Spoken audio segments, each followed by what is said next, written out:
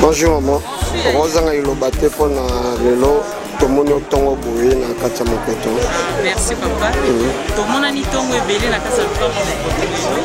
Tina yete papa ba déclencher qui colonie de vacances. Ya kwa sale mape na bibu tango ba komisa kubatalaka. Esale makaka boye ndenge ndelo tomoni pe. Bana basangisa mama ba colonie papa fumana wanda ko linate bana bazala kaka disperser boye ba kende na ba jama be mabe.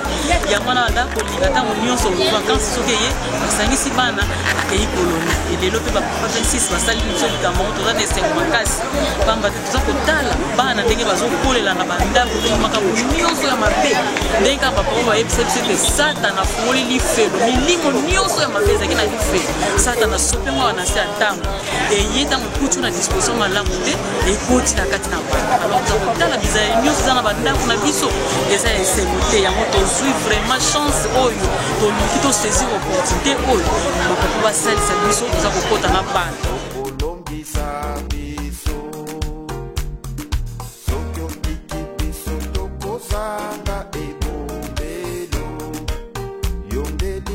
Tongo, Rosanga ta ilobate mene. Ok, colonie. Kini sependi makasi leo bisa kokenda kata bana susi to bana tsoke baza formation to bazo tsoke na mobile bana tsoki colonie bana bazo tsoke makasi to ba rompe baza la forme bazo base baye bandeni ya bana ndeni ya Merci maman.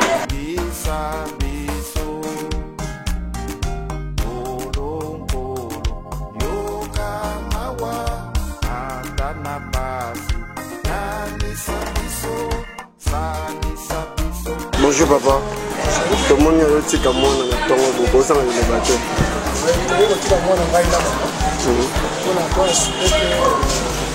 L'organisation de là. Pour la sortie principale, je vous ai dit que pour assez raffermir la spiritualité.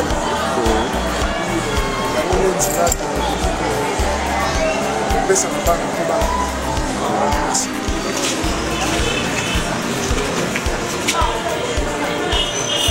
On a la présence. Allez, restez là. Oh, Makizone là.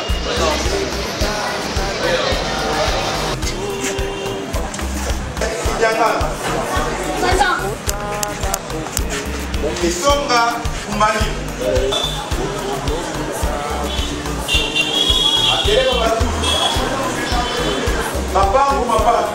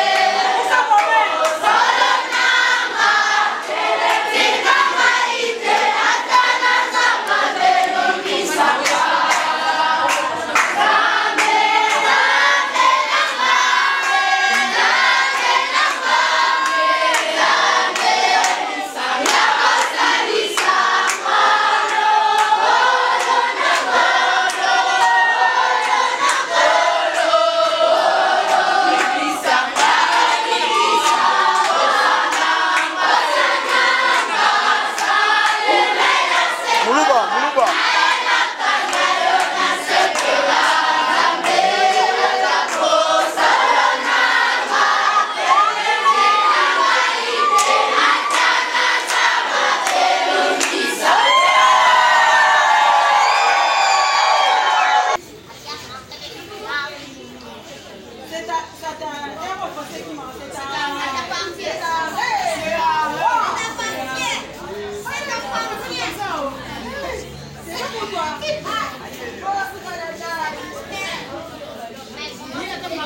C'était une mort honteuse pour nous sauver. Tu fus crucifié ensemble avec des malfaiteurs. L'un d'entre eux se moqua de toi, mais tu ne répondis pas un seul mot. Tu fis cela uniquement pour obéir à ton Père afin que l'homme pécheur retrouve ta grâce. Oui, tout cela fut accompli pour nous pécheurs. Ta volonté, nous le savions. Ce que nous retrouvions ta grâce ensemble avec des saints dans le ciel. Avant ton ascension, tu avais promis le Saint-Esprit à tes disciples. Tu leur dis d'aller partout dans le monde entier prêcher ta parole. Tu leur as promis la venue du Saint-Esprit qui sera avec eux, mais que le monde ne en connaîtra point. Nous lisons cela dans les Saintes Écritures. En ce jour, Dieu notre Père, Jésus-Christ notre Seigneur, Dieu le Saint-Esprit, nous sommes déségarés devant ta face. Nous sommes détournés de ta voie, nous négligeons tes commandements.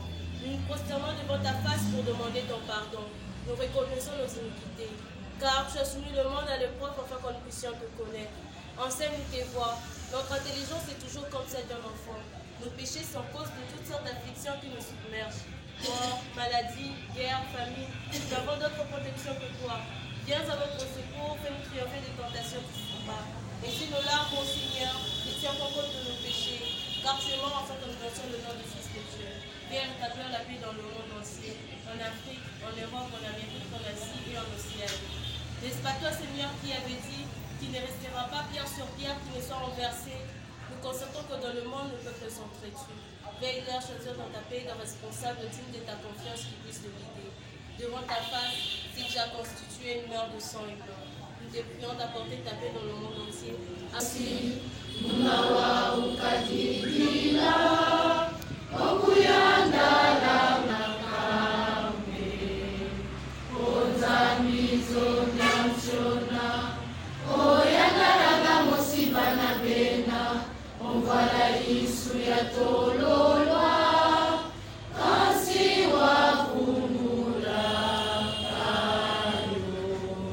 ya tata mwana peli musantu nzambe ya mawa nzambe ya bolingo papa simoki mbangu totondi yo otondi na nyonso kosalelaka biso bokasi no esili komona na uta na ngongo ya tongo po tokóma na eteni oyo ya midi ava tosenga bipai na yo papa tosengi bolimbisi na mabunga na biso nyonso tu limbisa biso pamba te yo esili kokomisa biso na ngonga oyo yango na tofukami liboso na yo papa tokoloba nini tomoni mokolo ya le 13 septembre 2021 yo moto lingi yango ete bilenge na yo bana no mike bakoka komata na plateau de bateke papa tiko kumisama na santa na yo papa Simoki Mbangu okumisama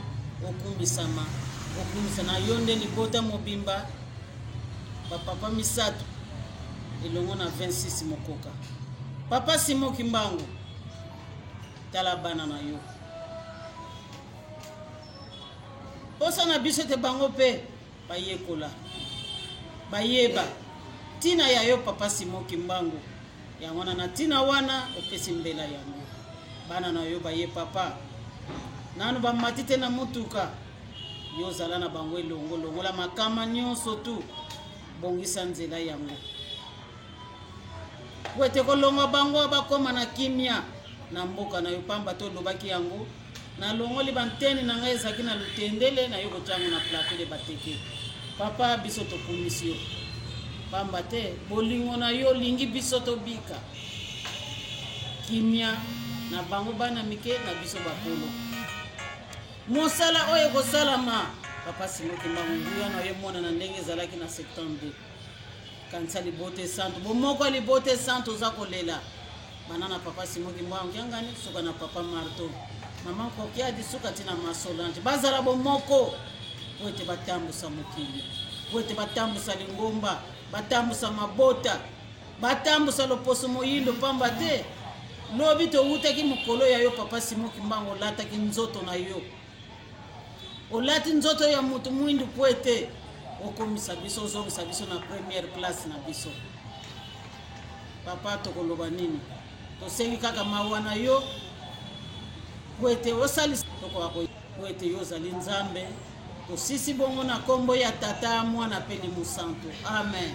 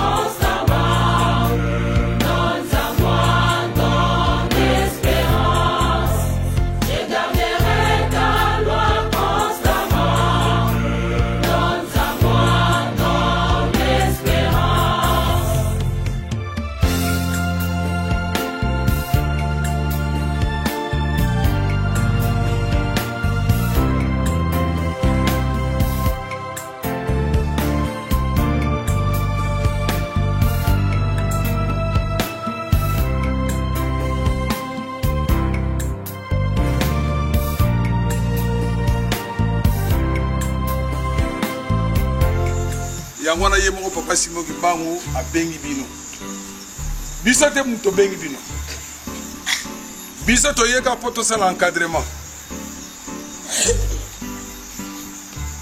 nga personnellement naza malade na koyi koyati na koyi koyati mais papa lobi tu dois partir Tu vois que je peux pas répondre pour l'occupation des années.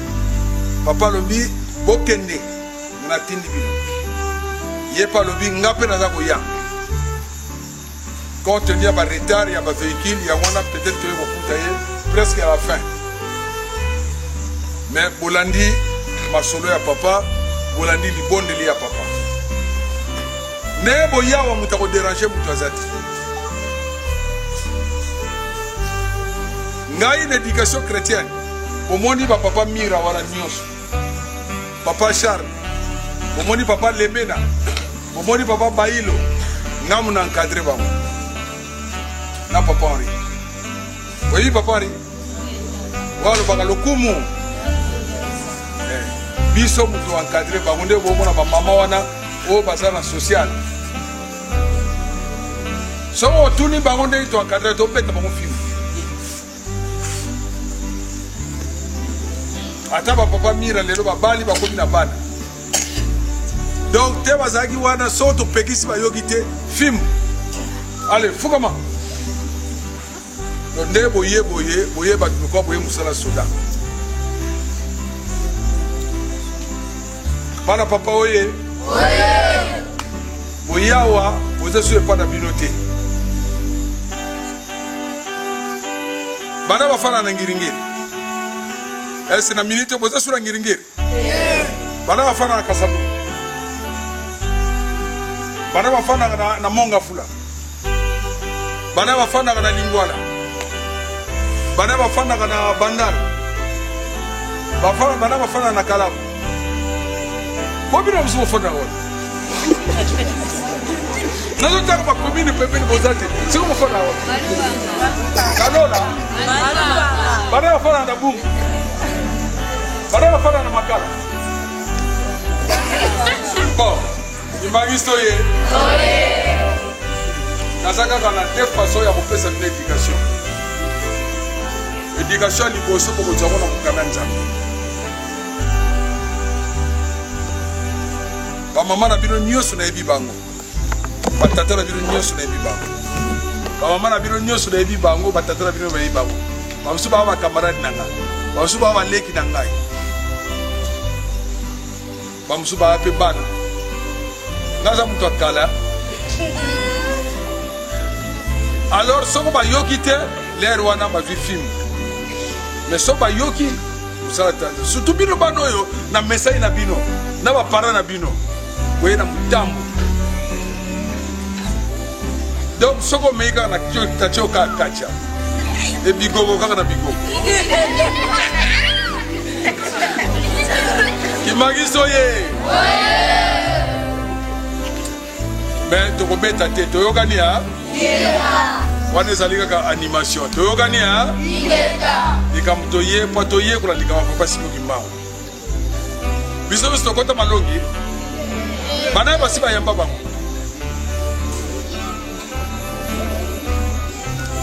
Bana ba yamba bango. Banani bobo kitsa. Banani siko basana na malongi.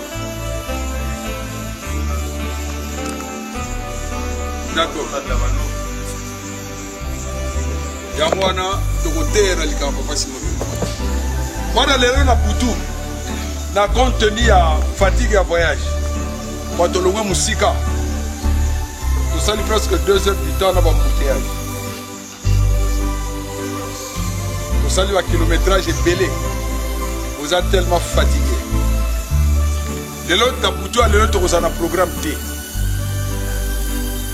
On a une place pour que vous l'alliez. Mais si on l'a recoquille, on va mettre le maboko. Attends, Moutoumoko a Sambé na salle pour vous avoir. Pardon, Moutoumoko a Sambé au Lali. Et comme minuit, on va mettre sous Moko. Moutoumoko a Sambé au Lamouki, a Sambé au Lali. Et comme 3 heures du matin. Aïe!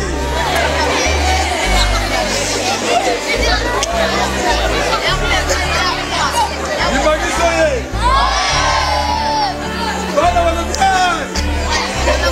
leo na bindoti le yaka.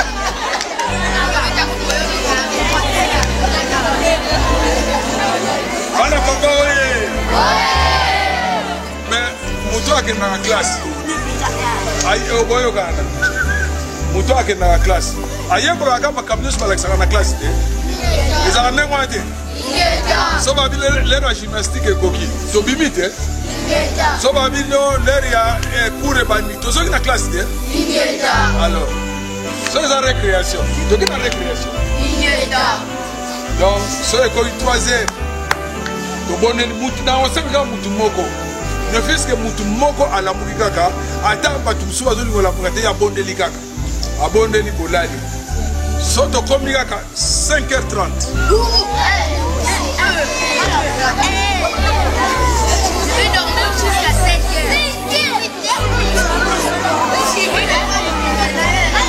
timangiso ye bon bana balamukaka 6h bon prenez exemple que vos atours à Congo madame le matin à 6h du matin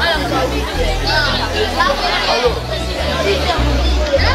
vous partez à 6h du matin vous avez vu les scolaires dans 6h ok alors voilà votre scolaire le parent vous réveille à quelle heure 5h 4h du matin alors mais si je dis que vous réveillez à 5h, est-ce que j'ai péché? Alors, donc on a quand même la soumouquité. Donc quand il fait 5h, Bogoyoka Ngoganda Katsape Sobeti. Bino, Olamouki, Bochi va cantine na Bino. On va vous remettre vos cantines. Bosso, vous allez récupérer ça. Alors, ok, vous avez maï. On a sa place maï et Zali. Vous voyez, vous avez maï na Bino. Alors, vous pouvez prendre bain. Et si vous avez une église, vous avez un programme. Dès qu'on dit que réveillez-vous, tout le monde à la mouki. Si on a un film,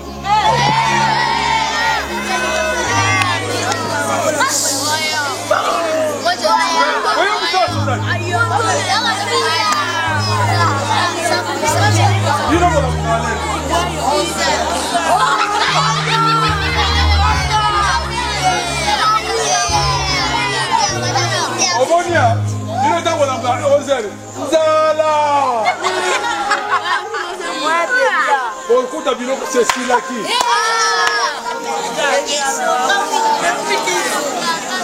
Imani soye. Bana papa oye. Donc, on va nous la tongo. On va changer d'habitude. Pendant ces 2 jours que nous serons ici, vous avez un commandement à Papa Simon Kimba. Papa Simon Kimba ne dort pas. Vous allez le vivre et vous allez le voir.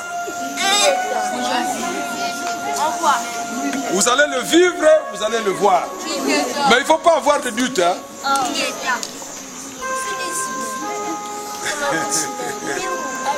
Bogo vivre yé. Bogo mona anaye. Bogo soro anaye. Il est ici, il est permanent. Ah oui. Il doit vous visiter. Alors, dès le matin, on vient ici. Et si l'église est ici, alors on peut ressembler là. Sauf que nous ressembler là, on peut remettre là aussi. On prend le thé. On met du thé, la vidéo est ici. Alors on revient. Tout ça, il fait le lien, tout était au sable. On se remet dans ma boca pour passer pour le bas. Et si il est au zongi, et au là, dernier programme est là. On doit commencer par la prière pour apprendre comment prier. Et bien, 4 bino pour première leçon pour vous comment prier.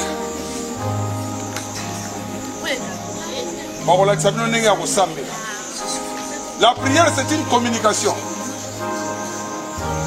C'est un dialogue entre l'homme et Katanzami. Ok? Donc, un moyen de communication. Parler avec ton Dieu.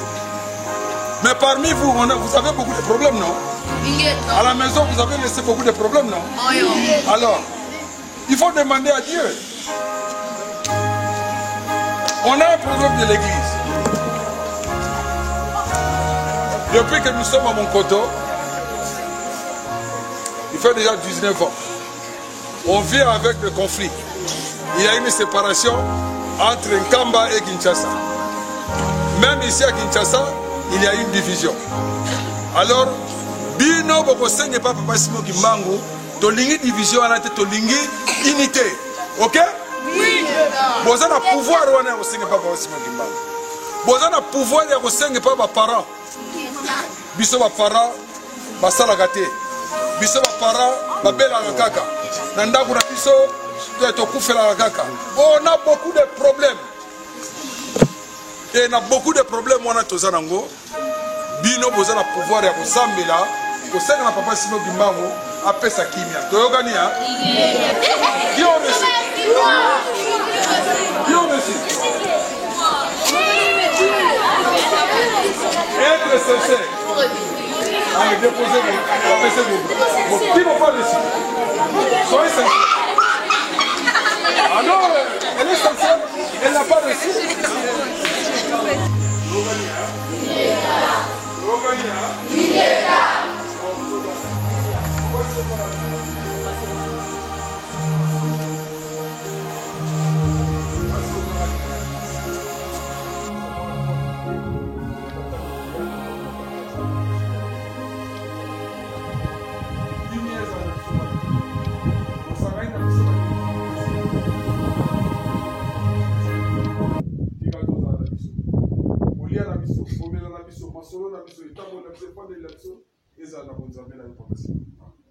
nyozo tuweza na control nayo bisoto walika kama kapita pesa biso bayelo ekoki ote tola kisabango likamna yo Papa Simon Kimbangu to kosola lesiko likamna eza ni vaste bango botamula mokili mobimba po ba ya kotalisa ko na yo biso solo de batata na bango biso banoko na bango biso babikolo na bango to komi déjà pe mikolo fatigue pe bani ko sala mais bango bazali relève au moins ba monani 19 ans ou bien 20 ans et comme mingi depuis pas format de toute mission.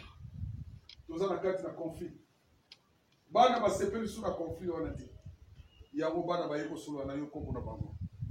Ba yeko solo na yo nzambe na bango. Ba yeko solo na yo. Na moi bana ba muté to liko pesa bango. Ya go ezali comme ligne de conduite ne to kotambola na mokona lelo. Tika to za na biso mokolo mobimba to sengi kimia na nzoto na milimo na mabota to ba famille na biso to tiki. Na comment la tata mon appelé du Monsanto. Amen. L'étranger qui réside chez toi. Car en 6 jours, j'ai créé les ciels, la terre, la mer et tout ce qui est. Puis je me suis reposé le 7e jour. Et pourquoi moi? J'ai béni le jour du sabbat et je veux qu'il me soit consacré.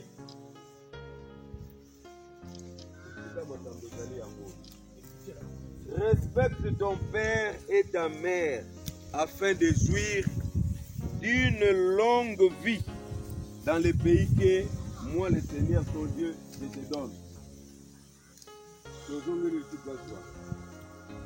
Respecte ton père et ta mère afin de jouir d'une longue vie dans le pays que moi, le Seigneur, ton Dieu, je te donne.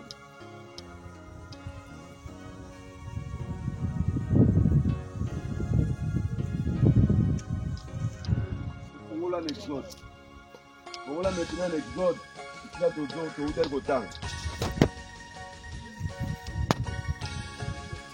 Vous avez l'exode, hein? Allez, banani ba commis déjà l'exode. Boto mula misatu. Oya commis na exode. Toke na exode 20. Oya mibeko. Toke siko na verset 12.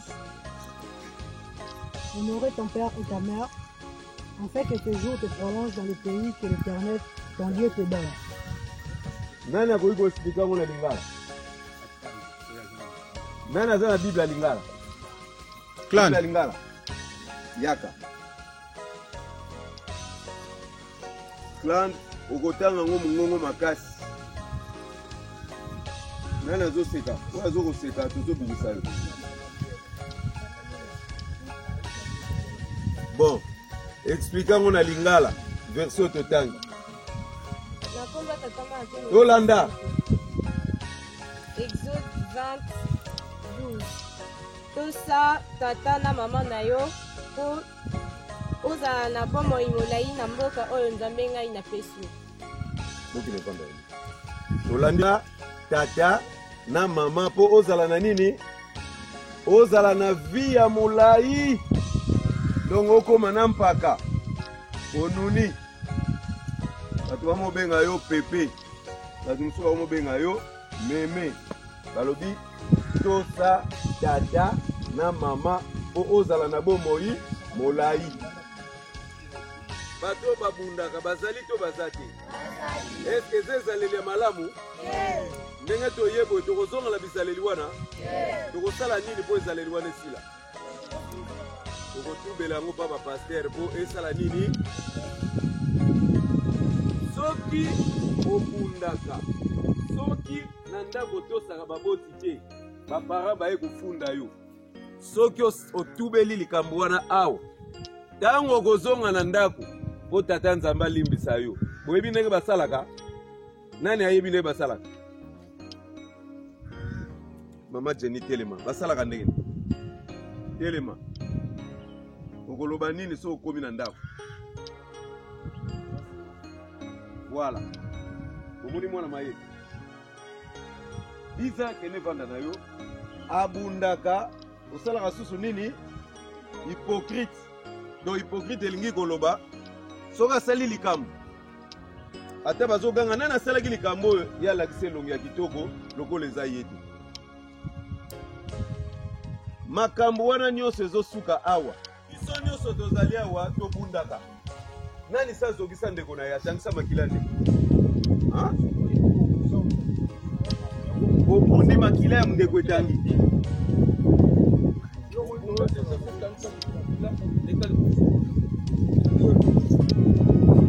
obunda otangisa makila les 100 personnes c'est la vie tokotanga ngo na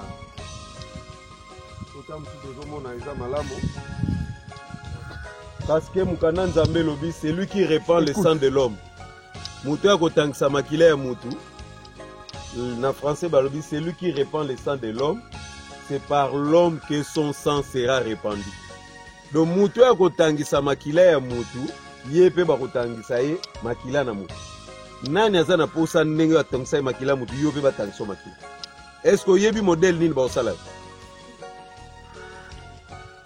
bana na ngai tozoyebisa bino na kombo tata mwana pe molimo santo eloko oyo ntango bokende kotubela bolelela ngo epai ya bapaster eza likambo mabe bato mingi ti lelo bakufa bakotela ngo lifele balelaka ti lelo babikisaka bango te mpo makambo oyo koyela yo oyiba obude baparent basalaka nini loba na sa motema papa Simon Kimbangu bengana esprit ya mabe oyo eza kotinda ngai nasala bêtise oyo osepela nango soko obengi papa Simon Kimbangu aya automatiquement aye kosala intervention na likambo ya mabe olinga kosala nini kosala mingi kati na biso bakuluna bazali ya botombola na misato bakuluna kuluna oyo azaki abimaka toza na bekiri oyo ekendaka kosala badésordre papa Simon Kimbangu bayokaka ye soni te soki oyoki ye soni c'est ton problème kuluna oyo azaki akotaka na bekiri oyo ekendaka kobunda bekiri oyo chapitre 15 tu ne déroberas chapitre 20 verset 15 toi tu n'écris pas tu ne déroberas point. Voilà. Nana ko lobela biso na lingala. Côté batata. Yaka. Oui yo, te na sima na yo. Na sima ko na yo. Yaka mba. Parce que na mona ki potombola ki loboko libu. Na ba mi parmi ba mi yibi nyoso yo koza na kati. Mutu aboye ba ko ba kene kulusu to ba bakate. Oh na bino pe ba ko baka bino pe ba mi yibi. Omoni baninga no mi yibi ba. Balobi ba baka o kulusu. Allez, na lingala. Molimo santo. Osukika na mwana. Ah, molimo santo osilika. Allez, toke, okombo. Okombo tata pe mwana molimo. Okombo tata mwana pe molimo santo. Voilà. Okoyiba te. Nani alobi te okoyiba te? Nani akomaki mibeko oyo? Oyo alobi koyiba te nani?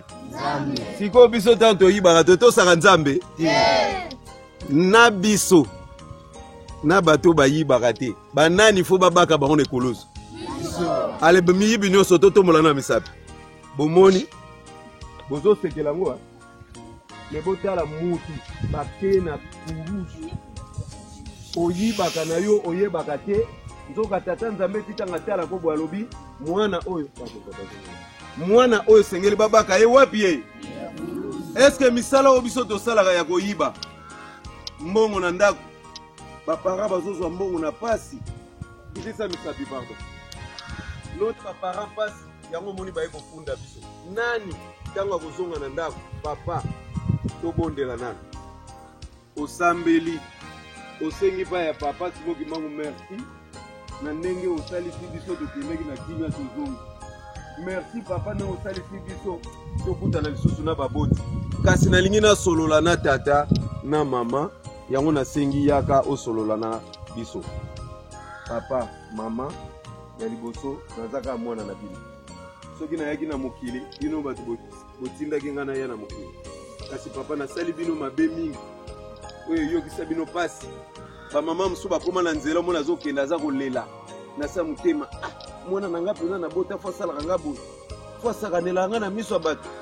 nazotinde na miso ya bato mwana onga na boti fo akatelaka nga mangala mwana onga na boti biloko nyonso nazotinda ye nasala boye azoyokela nga te mama soki akanisi kaka 9 mois ya libumu komema yo bamama mosusu omona leli ntango akolela okoyeba te pasi nini ekoyela yo mwana na ngai yango na ntango okozonga na ndako oleli mpenza liboso ya bapara mama limbisanga nayebaka te eke makambo nyonso nasalaka bino nzoka tata nzambe azotia mikolo na nga mokuse mpo natosaka bino tokisa eske tokoyiba lisusu soko omoni bolandanga malamu soko omoni okomi pembeni motema na yo eza kotinda yo yiba zwa eloko oyo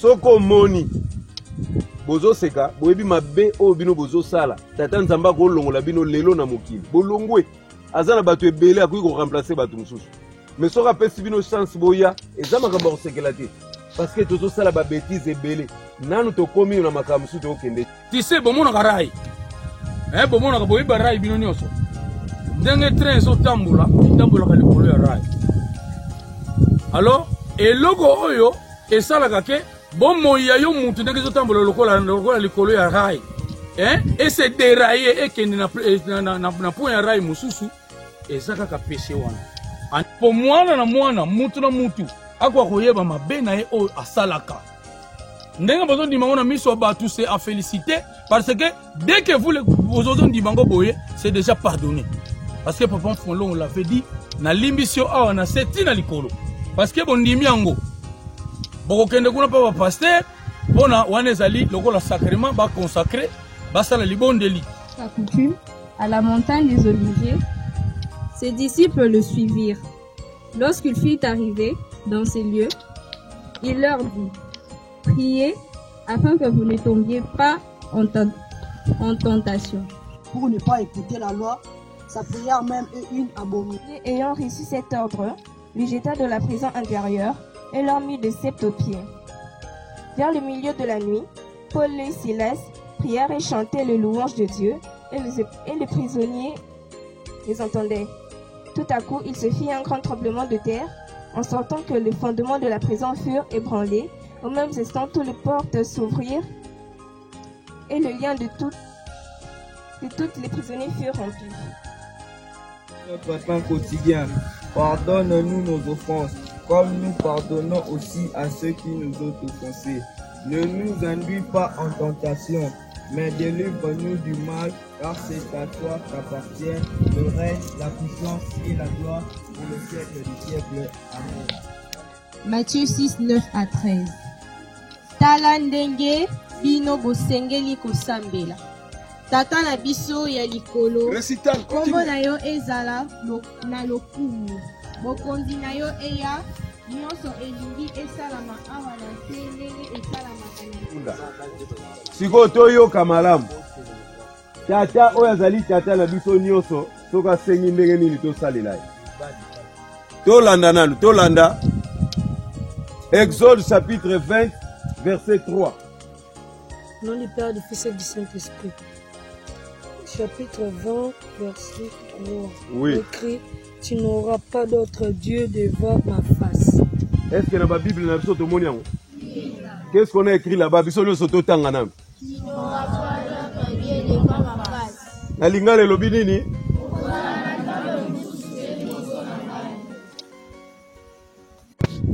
Au nom du Père, du Fils et du Saint-Esprit. Bozolanda. Voilà.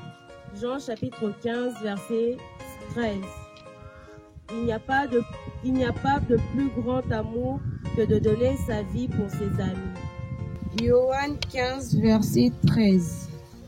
Bolingo mosusu ezali te oyo eleki ya moto ondimi kokufa pona baninga na ye. Est-ce que tolandi malamu? Est-ce que tolandi? Balobi le plus grand bolingo oyo eleki monene koleka ya kondima kopesa vie na yo pona batu mosusu. Est-ce que tozolanda? Kopesa vie na yo pona batu mosusu, qu'est-ce que cela veut dire? Balobi te kezwa biloko noni osandako kabela moninga. Tangu nyozo mona te ndeko wana za na pasi, ndeko wana za kobela, ndeko wana comportement na ye eza lisusu bien te. Elo nini osala? Yo moko obandi kosala programme ya mabondeli pona kosalisa ndeko wana za na pasi. Eza bongo te, eza bongo te. Tangu nyozo sala programme wana ya mabondeli porte ndeko wana longwa na pasi, ndeko wana koki koyeba te ete yoza kobondela pona ye alongwa na pasi. Ndeko wana boyebi ete azotambola susu malamu te. Lelo yo tangu tocholaka baninga ye kutwa makambo na ye tangu totongaka baninga, eske wana ezali bolingo? Bolingo soki moninga asali mabe batongaka moninga te. Bolandanga malamu.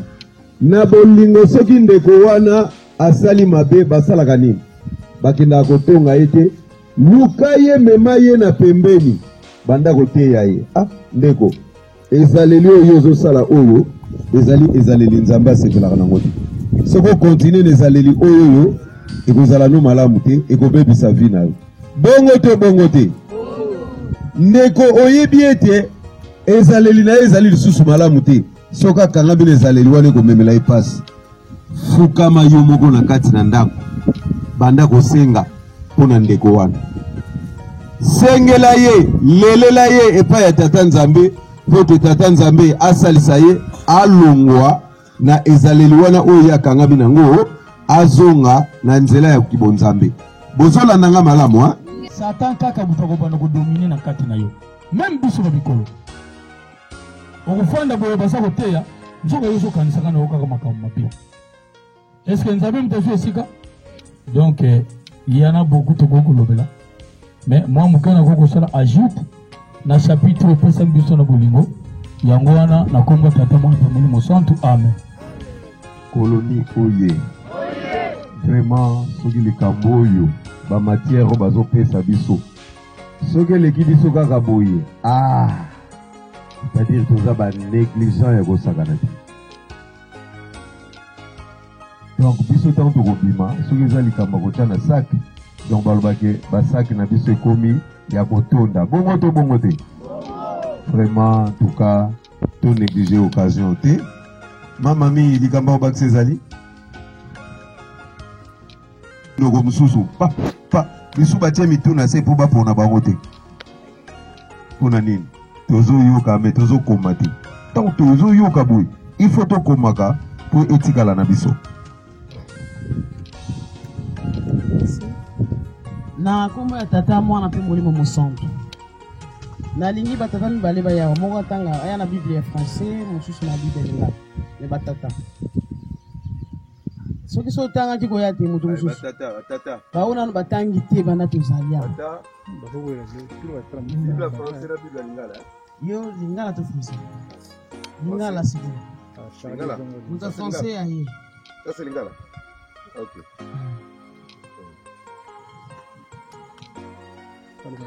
otangela biso Éphésiens chapitre 4 premier verset. Je vous encourage donc, moi, le prisonnier dans le Seigneur, à vous conduire d'une manière digne de l'appel que vous avez reçu, en toute humilité et douceur, avec patience. Supportez-vous les uns les autres dans l'amour. Enforcez-vous de conserver l'unité de l'esprit par le lien de la paix. Il y a un seul corps et un seul esprit. De même que vous avez été appelés à une seule espérance par votre vocation. Mamie, répétez chapitre Éphésiens chapitre 4. Verset 1 à 3. À 3. Éphésiens chapitre 4, verset 1 à 3. C'est ça. Allez, chapitre 4, verset 1 à 3.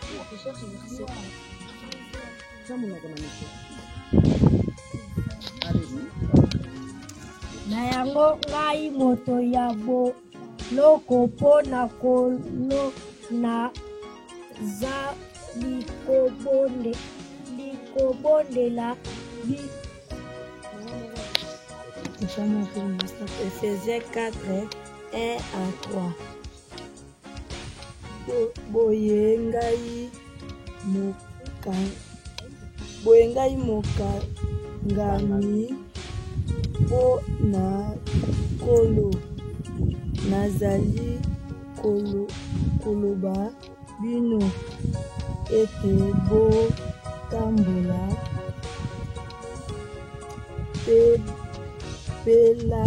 pela moko na ebi.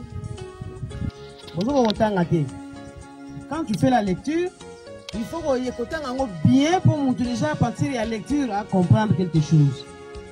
Na likamwana batangeli biso na français muto tanga motangi bien. Na zoko lobelaka likamoko parce que oyo mususu balobeli yango ya ko se supporter.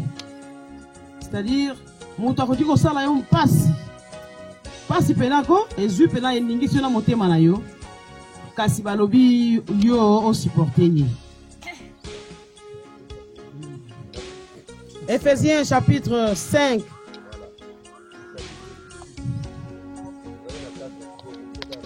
Na 5.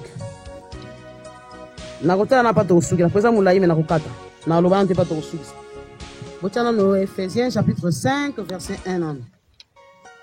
Tozotanga na kombo tata mwana pe molimo mosantu. Mutu ya mukanda elobi na biso boyi. Kotambola na moi. Bozali bana ya Nzambe oyo ye alingaka. Bosalaka lokola ye. Bolinganaka ndenge Kristo alingaki bino. Ye amikabaki mpona bino. Lokola libonza oyo esepelisaka Nzambe. Bozali batu ya Nzambe yango wana boboya kindumba.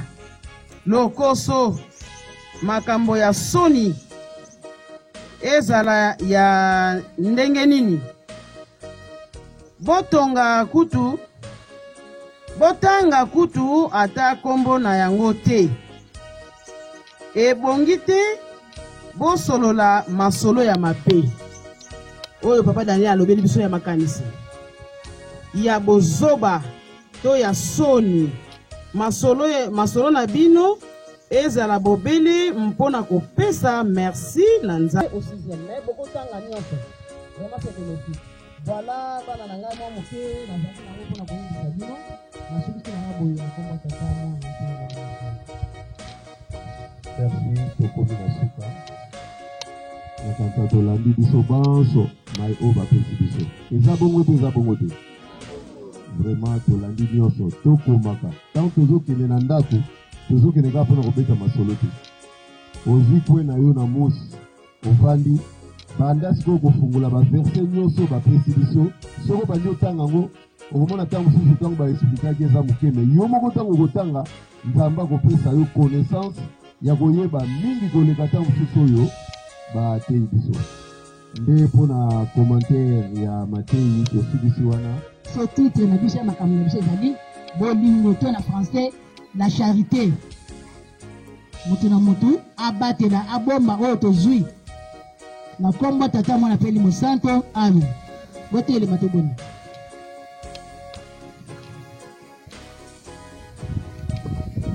notre Père qui est au ciel, que ton nom soit sanctifié, que ton règne vienne, que ta volonté soit faite sur la terre comme au ciel. Donne-nous aujourd'hui notre pain de ce jour. Pardonnons nos offenses, comme nous pardonnons aussi à ceux qui nous ont offensés. Ne nous laisse pas tomber à la tentation, mais délivre-nous du mal, car c'est à toi qu'appartiennent dans tous les siècles le règne, la puissance et la gloire, au nom du Père et du Fils et du Saint-Esprit. Amen.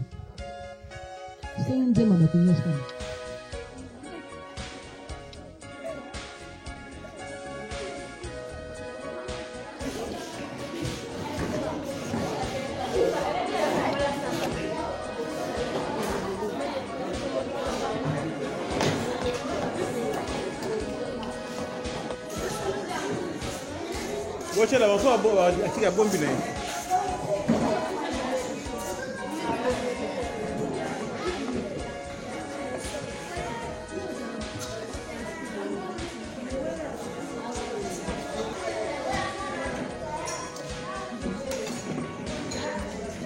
Monsieur,